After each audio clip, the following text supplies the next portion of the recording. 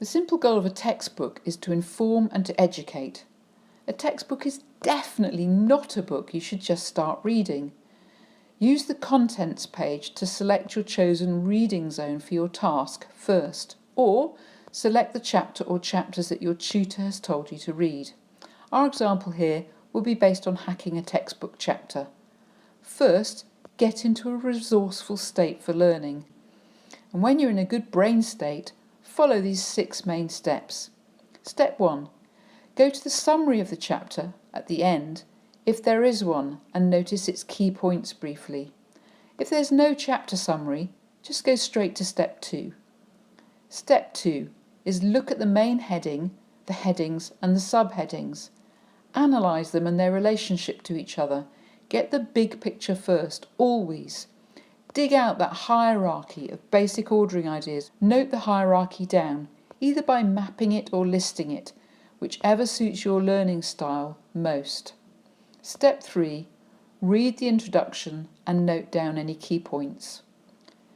These 3 steps give you your view of the main structural elements and themes of the chapter. At this point, you might decide to focus on particular sections of the chapter, but you can now do that strategically with your task in mind and with the big picture in mind, knowing that you grasped the basic ordering ideas of the chapter and their relative importance and relationships with each other.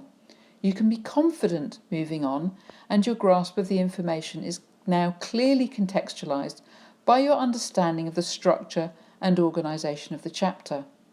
So step 4. Skim the chapter or the segment you've selected from it really rapidly. Just zip through it, relax. Relax your focus, keep your hand moving, keep it moving gently down the page to guide your speed read. Trust your brain to get familiar with the chapter's shape and aspects of its content.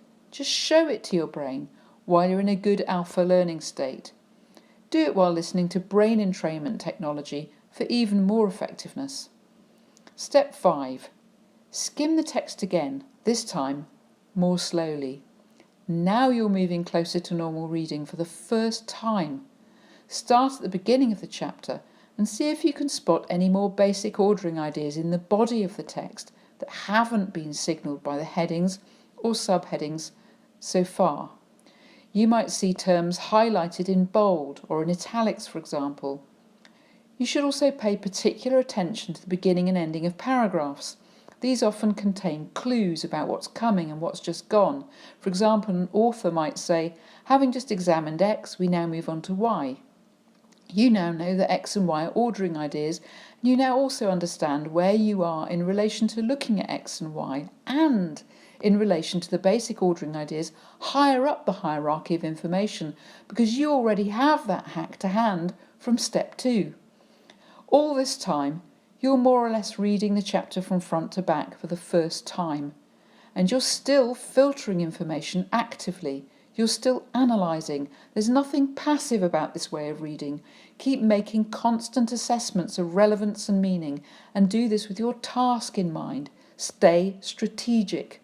You may choose to skim parts that are not relevant to your task. That's fine. All these steps so far help you to avoid drowning in detail. They stop you getting stressed by detail and by not seeing the big picture early enough. They stop you switching off and going into a passive note-taking mode where you don't take in information efficiently. Step 6. Now you start reading for key details. This is where you get closer in. Try to note key details that explain or support or illustrate the basic ordering ideas you're most interested in for your strategic purpose or task. In a typical law textbook, you may be looking, for example, for key case names or particular statutes or particular arguments to support a key claim. Just make sure that you always keep your eye on the context of the information in relation to a basic ordering idea and its place in the structure or hierarchy of the chapter. What next? If you've done all this well enough, you won't have to read the chapter again, and you should have some pretty excellent notes to hand. You should review your notes a couple of times before finishing to ensure that you've mastered the chapter adequately.